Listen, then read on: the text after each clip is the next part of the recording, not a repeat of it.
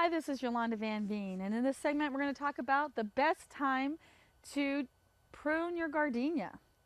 Now, gardenias are a beautiful shrub. They have gorgeous green leaves that are very shiny and beautiful white flowers that look like little roses that smell so incredibly good. And they come as a Mother's Day present lots of times, and they're just a gorgeous, gorgeous plant.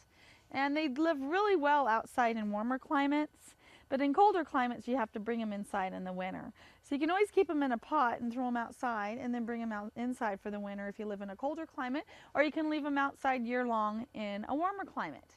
Now, the best time to prune your gardenia is right after it's done blooming in the late summer to early fall. So I found whenever the blooms are done and they're faded off and that they're not blooming anymore for that year, that's the best time to prune them.